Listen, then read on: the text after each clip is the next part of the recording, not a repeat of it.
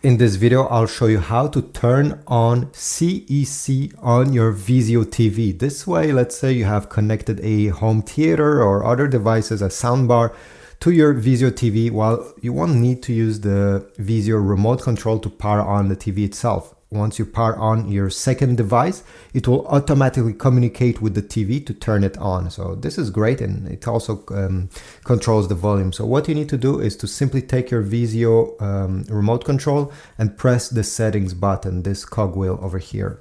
Then you need to go down and select this option, all settings. Go down and select system.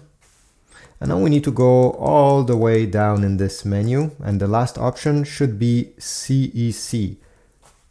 Select it, and then we have over here CEC. Make sure that it's actually enabled.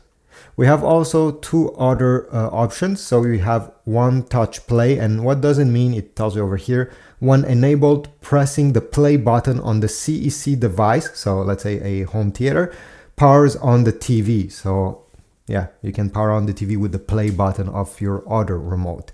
So you can enable or disable this option. And finally, you have device discovery. This is where you're going to see your CEC device that is controlling your Vizio TV.